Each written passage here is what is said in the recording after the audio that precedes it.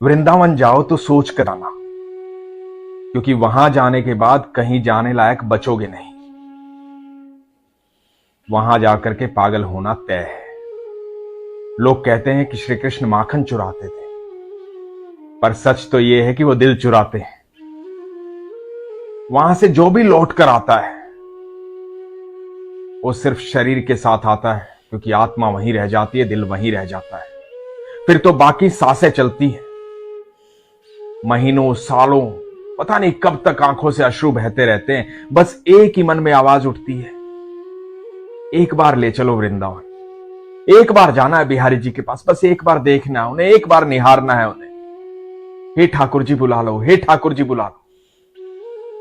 इसलिए जब भी जाओ सोच समझ के जाना, क्योंकि उसके बाद कहीं जाने लायक बचोगे नहीं। ऐसा ही एक अद्भुत प्रसंग आज आपको सुनाता हूं, बड़े ध्यान से सुनिएगा।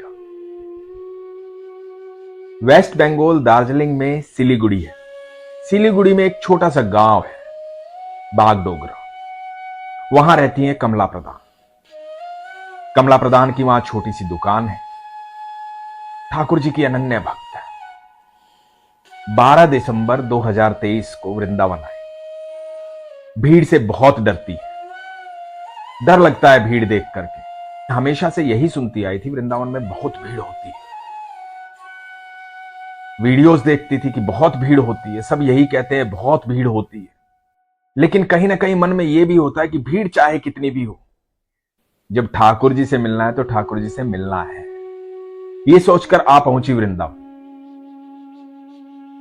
देखा कि बहुत भीड़ है, थोड़ा सा घबरा भी गई। बिटिया ने कहा कि मम्मा, हम कुछ ऐसा इंतजाम कर लेते हैं कि वीआईपी एंट्री हो जाए, ताकि आपको भीड़ से ना जाना पड़े। आप ठाकुर जी के पास ऐसे ही पहुंच जाए, हम किसी से बात कर लेते हैं। लेकिन कमला प्रधान जी ने कहा कि नहीं, मेरे ठाकुर से मिलने आई हूं, जैसे सब मिलते हैं वैसे ही मिलो, जो उसकी इच्छा होगी वही होगा। चलते हैं। 13 दिसंबर को बाके बिहारी के मंदिर गए। मंदिर जाते वक्त भीड़ नहीं थी, लेकिन मंदिर के अंदर बहुत भीड़ थी। ज्यादा भीड़ वहां थी जहां से फूल माला और प्रसाद दिया जाता है। ऊपर सीढ़ियों पर चढ़कर बिटिया उस भीड़ में चली गई। कमला प्रधान जी पीछे खड़ी रह गई। बिटिया को फूल माला और प्रसाद दिया कि ये गोस्वामी जी को दे देना। बिटिया ने वहां पर आगे जाकर के फूल माला और प्रसाद दे दिया। वहां से गोस्वामी जी ने उसको माला दे दी। माला लेकर के वो कमला प्रधान जी के पास पहुंची। कमला जी बड़ी खुश हुई, और कमला जी के मन में एक बात आई, जब मेरी बिटिया वहां तक जा सकती है तो मैं क्यों नहीं, मैं भी ठाकुर जी को देखना चाहती हूं। जब वेस्ट बंगाल से यहां तक आ गई हूं तो ये कोशिश कर लेती हूं, मुझे ठाकुर जी को देखना है। भीड़ से घबराई हुई थी, लेकिन फिर भी भीड़ में आगे बढ़ने लगी। कमला प्रधान जी बताती हैं कि उस भीड़ में से जब वो आगे बढ़ी, आगे जाकर के जब ठाकुर जी दिखाई दिए तो वो स्थिर हो गई। उन्हें होश ही नहीं रहा। शरीर जैसे एकदम से थम सा गया है, सांसें थम सी गई हैं। बस देखती रह गई, देखती रह गई, देखती रह गई। कोई भी जब वहां जाता है और ठाकुर जी को देखता है, उनकी आंखें दिखाई देती हैं, सब रुक जाता है। ना भीड़ का पता लगता है, ना धक्का मुक्की का पता लगता है, कुछ समझ में नहीं आता है। हर कोई बहुत कुछ सोच कर जाता है वहां कि मैं ये बात करूंगा, मैं वो बात करूंगा। लेकिन जैसे ही ठाकुर जी दिखाई देते हैं, सारी बातें खत्म हो जाती हैं, सारे प्रश्न खत्म हो जाते हैं, क्योंकि हर प्रश्न का उत्तर ही तो है मेरे ठाकुर।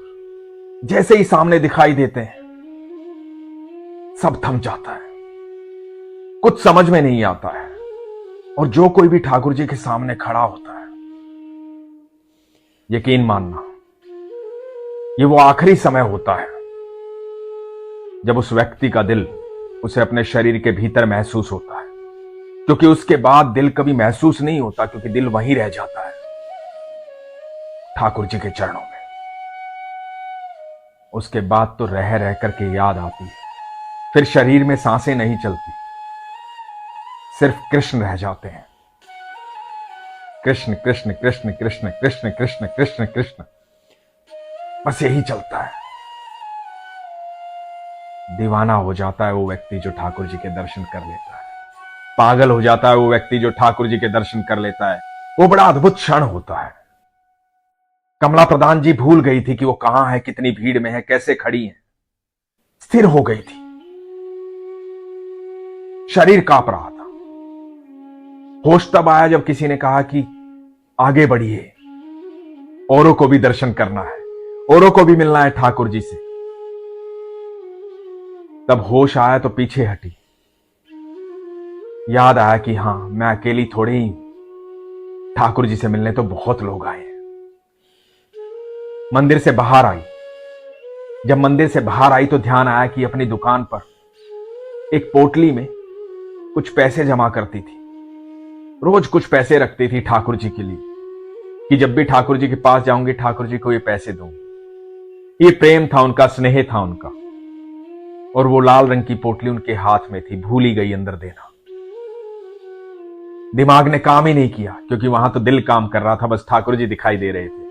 समझ में नहीं आया था कि ये पोटली भी देनी है ठाकुर जी को, उनके लिए लेकर आई। ये सोच ही रही थी कि क्या करे। अंदर जाने के लिए रास्ता नहीं था, भीड़ बहुत थी। तो सामने देखते कि लाल साड़ी में एक किन्नर है, बहुत सुंदर, सांवला रंग, और वो लोगों से कुछ मांग रहे हैं। कमला प्रधान जाती है और वो पोटली उस किन्नर के हाथ में रख देती है। बिहारी जी को प्रणाम बोलती है, वहां से चल पड़ती है। अगले दिन इनको बरसाना जाना था। इनको पता था कि बरसाना जाने के बाद सीधा दिल्ली निकल जाएंगे। कमला प्रधान बताती है कि मैं सारे रास्ते रोती रही। मुझे बहुत याद आ रही थी ठाकुर जी की। वो क्षण भूला नहीं जा रहा था। बार बार लग रहा था कि वापस चलूं, ठाकुर जी के पास जाऊं, वापस चलूं, ठाकुर जी के पास जाऊं।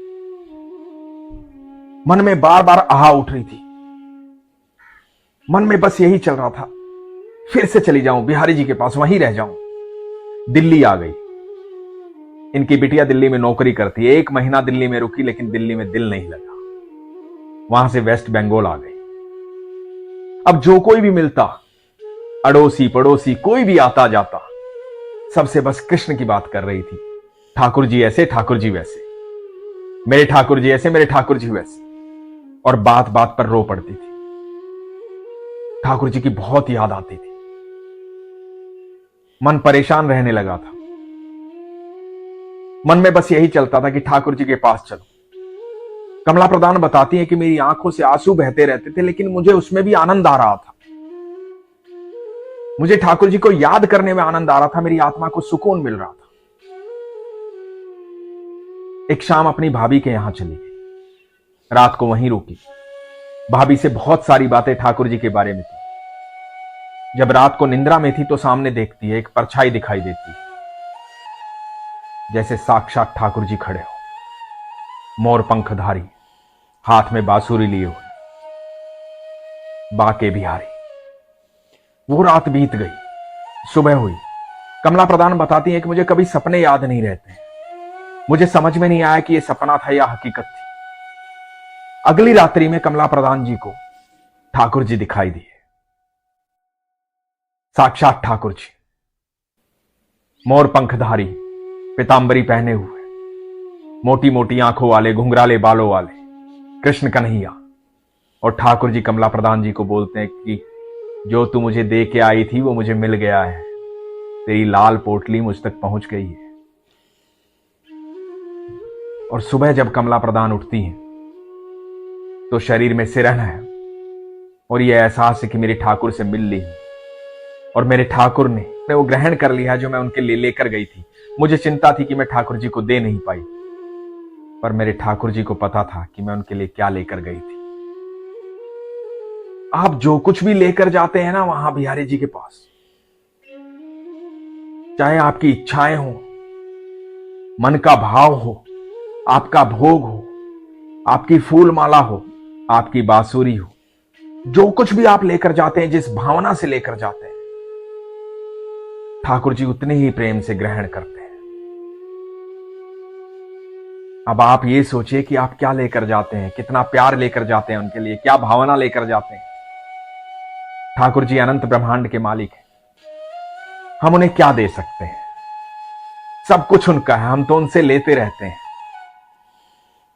लेकिन जब एक पिता को छोटा बालक अपने हाथों से भोजन करवाता है, अपने नन्हे हाथों से माला पहनाता है, अपने हाथों से उन्हें मिठाई खिलाता है, तो पिता को हमेशा आनंद आता है। वैसे ही हैं हमारे ठाकुर जी।